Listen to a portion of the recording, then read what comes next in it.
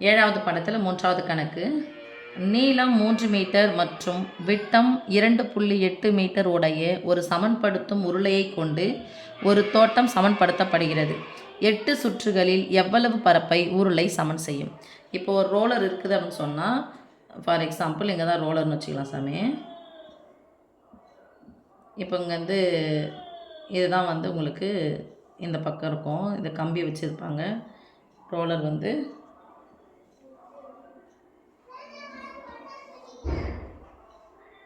இதான் கைப்பிடி வச்சு சுற்றிக்கிட்டே போகிறான்னு வச்சுக்கேன்.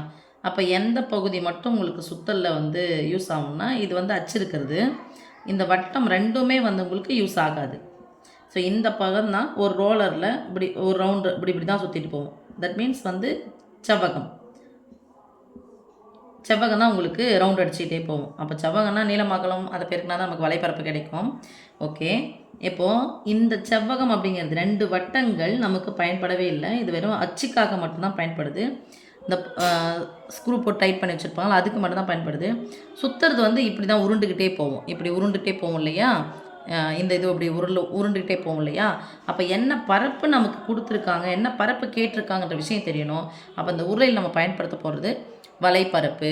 இப்போ வலைப்பரப்பு அப்படிங்கிறதா இந்த கொடுத்துருக்கு ஒரு முறை, அதாவது ஒரு சுற்றில் உருளை ஒரு சுற்றில் சமன்படுத்தக்கூடிய பரப்பு தான் உருளையினுடைய வலைப்பரப்பு அப்படின்றத நம்ம எடுக்க போகிறோம்.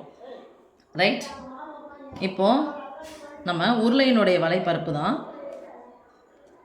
ஒரு சமன்படுத்தும் உருளையை கொண்டு ஒரு தோட்டம் சமன்படுத்தப்படுகிறதுனா எதை எடுக்க போகிறோம்? வலைப்பரப்பு. அப்போ வலைப்பரப்பு வேணும் அப்படின்னு சொன்னால் உருளையின் வலைப்பரப்பு, அதாவது அந்த ரோலர் இருக்கு இல்லையா, அதனுடைய வலைப்பரப்பு கண்டுபிடிக்கணும். இப்போ வலைப்பரப்புக்கு வேணும்னா ஃபார்முலா என்னது? ஏற்கனவே சொன்னது தான் 2πRH சதுர அலகுகள். ஈஸியாக ஞாபகம் வச்சுன்னா சொன்னோம், வட்டத்தின் சுற்றளவோடு உயரத்தை பெருக்கணும் அப்படின்னு சொல்லிட்டு நம்ம சொல்லியிருக்கோம். இப்போ உங்கள் ஹெச் அப்படிங்கிறது உயரம். அந்த உயரத்துக்கு பதிலாக தான் படம் வரைஞ்சி காமிச்சில்ல, இந்த ரோலர் இப்படி இருக்குன்னா இதான் உயரம் அப்படிங்கிறது. தூக்கி நிற்க வச்சாலும் இந்த பக்கம் பார்த்தோம் இதான் உயரம்.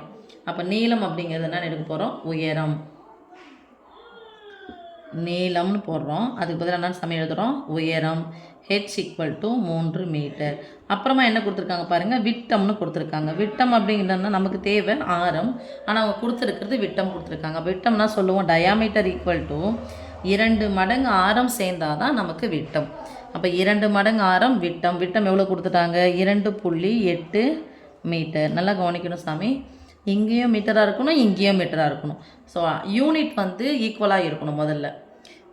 அப்போது அலகு நமக்கு ஒரே மாதிரி இருக்கணும், இல்லை ஒரே மாதிரி இல்லைன்னா ஒரே அலகில் நம்ம வர வச்சுட்டு அதுக்கப்புறம் கணக்கே போடணும். உருளையினுடைய வலைப்பரப்பு நம்மனா எழுதிக்கலாம் 2πRH.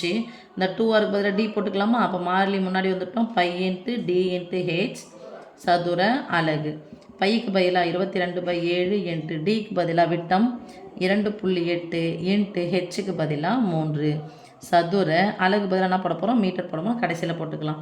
இப்போ இங்கே பார்க்குறோம் 1 நடுவில் பெருக்களுக்கு குறுக்க கேன்சல் பண்ணுறோம்.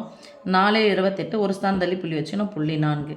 இப்போ ரெண்டையும் பெருக்குன்னா 4 2 8 4 2 8 ஒரு ஸ்தானம் தள்ளி புள்ளி வச்சா 8 புள்ளி 3 × 3 3 24க்கு 4 மீதி 2 8 24 24 2 26 ஒரு ஸ்தானம் தள்ளி புள்ளி வச்சுன்னு முகத்துக்கு நேராக வரணும்.